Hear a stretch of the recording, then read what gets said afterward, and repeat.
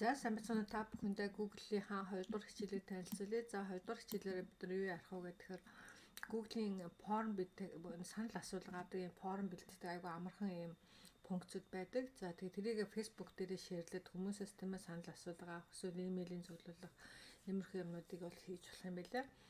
Бас маш энгийн. Тэгээд дараа нь яг тэр хүмүүсийн хариултуудыг бас Excel дээр ингээд нөгөө хөрвүүлж авдаг тийм ээ. Ийм юмнуудыг та бүхэнд үзүүлье. За мэдээж Google Drive гэдэг ингээ орно шүү дээ тийм ээ. Энэ баруун дээр болон дээр энэ Google Apps гэдэг рүү орж байгаа Google Drive руу ороод за тэгээд энэ шинэ гэдэг new гэдэг дээр дарна. За тэгээд энэ more гэдэг дээр жаа энэ Google Forms гэдэг тийм ээ. За энэ айгүй хэрэгтэй юм байна. Би савьтрахад сурсан баа. За энэ яг тайлтай формныхаа нэрэн дээр яг санал асуулагч гэдэг юм уу тийм нэр өгчих. За тэгээд асуултан дээр яах вэ гэхээр таны нэр гэх тийм ээ нэрийг асуугаад тэгээ яаж авах юм гэхээр short answer гэдэг нэгээр авчин. За тэгээ short answer. За дараагийнх нь асуулт болохоор эсвэл multiple choices гэдэг нэг олон асуултууд байдаг шүү дээ тийм ээ. За энэ дээр нь яг яач ийм таны имэйл гэдэг имэйл хаяг аягүй чухал. Имэйл өгвөл танд бас их зүгээр. За таны имэйл гэдэг имэйлийг авчих. За энэ мэдээж хүн short answer чи бичнэ шүү дээ. Богино асуулт хариулт бичнэ тийм ээ.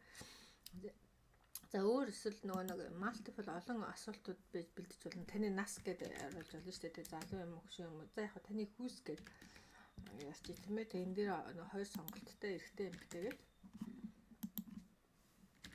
эрэгтэй гэдэг энэ эрэгтэй.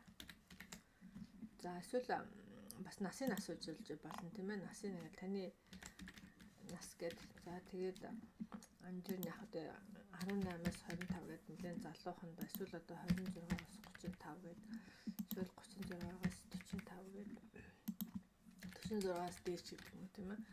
За ингээд асуултуудыг асуу. За өөр тэгэл ямар асуулт асуумаар вэ? Эсвэл та одоо тийм ээ бизнестэй гэл эсвэл одоо таны бизнес тулгарч байгаа асуудал юу байна гэдэг юм уу? Та ямар хичээл авмаар байна гэх тийм ээ.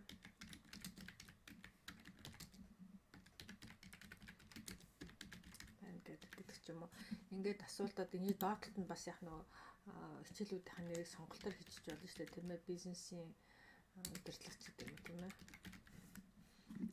За дараагийнх нь эхлэн гэдэг юм уу. За дараагийнх нь маркетинг борлуулалт гэж болно тийм ээ. Ер нь бол одоо бизнесүүд чинь маркетинг борлуулалттай байж бизнес чинь сайн явна шүү дээ тийм ээ. За гэх мэтлэн ингээд бас ингээд хүмүүсийн сонголтууд аваад ингээд дуусчихлаа. За тэгээд энийг ингээд нөгөө send гэд тийм ээ одоо хүмүүс рүү имэйл явуулах юм бол одоо имэйлүүдийн энд ингээд бичиж явуулчин. За эсвэл энийг шууд энийг нөгөө нэг бүлэд өгөөчгээд Facebook дээр юм уу Twitter дээр шууд ингээд тавьчих болно. За одоо миний хувьд бол юу ячи би өөрхөн пэйж дээр ингээд тавьчих тийм ээ. За миний пэйж онлайн бизнес Монголын нэлээд олон пэйж байгаа. За энэ дээрээ тэгэл юу хийлдгийг та одоо би одоо зорилгоо хэлчихгүй тийм ээ. Би одоо ингээд сургалт явуулах гэж байгаа маа.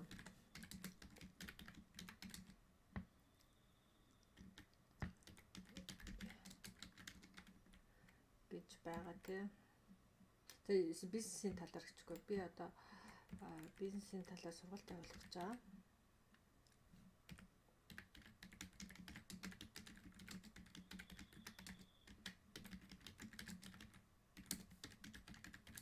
За тэгээ та ямар сургалт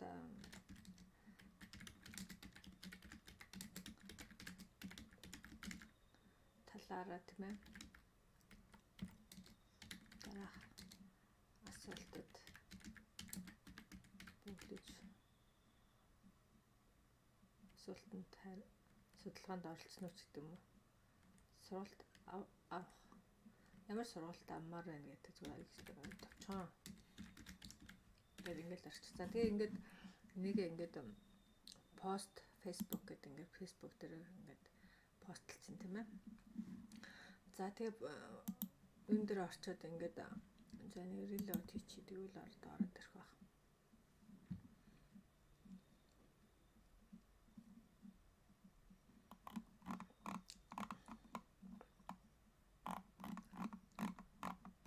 За За одоо нөгөө санал асуулах чинь Google гээ байж юм тийм үү. Тэгэнгүүт ингээ хүмүүс ингээд ороод одоо бичсэн шүү дээ тийм ээ.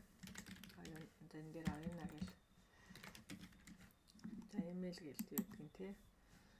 За энэ англи болгочих.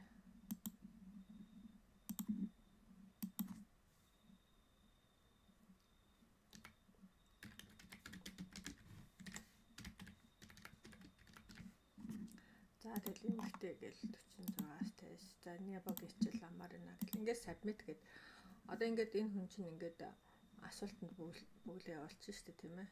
За би энэ юугаа яахгүй л нөө хүмүүс юу асуулт асууад байна гэдээ гайхаа. Нэг төр зур арилгачих. Delete page-ний сайлээд чи. За одоо ингээд буцаад нөгөө санал асуулгууд дээр хэдүүл очив.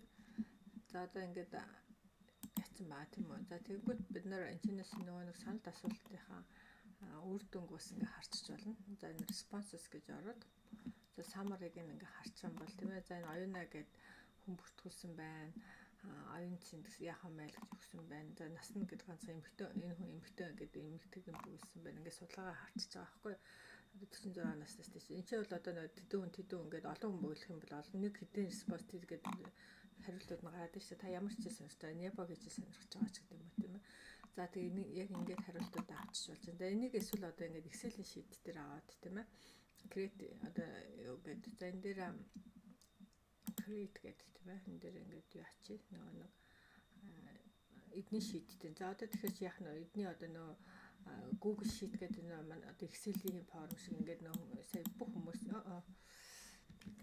бүх хүмүүсийн одоо тэдэн сарын тэдэнд энэ хүн email хаяга онд өгөөг байна те. За энд өштэй email хаяг эмхтэй эрэгтэй нэгтлэн ингээл бүх наасан. Тэгээ одоо энэ дээрээс хаа судалгаа явчих штэ. Тэгэхээр энэ аяга амар байгаа ч тийм ээ. Тэгээ яг энийг бас сэвэлжиж бас болно. Тэгээ нөгөөсөө ингэж яач тийм сэвлэгдсэн ба одоо шеэрлнэ гэдэг юм бол энэ чинь нөгөө мэйл нөгөө төрлөө одоо явуулъя гэдэг энэ файлаа бас ингэж шеэрлжиж болно тийм ээ. За эсвэл нөгөө ингээд линкийг авч болно гэсэн шүү дээ тийм ээ. Энэ линкийг бас явуулчих болно. Тэгэх юм бол тэр линкийг авсан хүн чинь түрүүний хичээлээр үзүүлсэн шүү дээ тийм ээ. Шууд үзэл явчихна.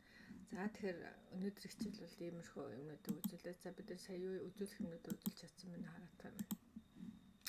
За санал асуулгын форма бэлдсэн, форма Facebook дээр шеэрлсэн, хариултуудаа харсан, бүртгүүлсэн хүмүүсийнхаа мэдээллийг хүснэгтээр ингээ авсан тийм ээ. Тэгэхээр энэ бол айгүй хэрэгтэй.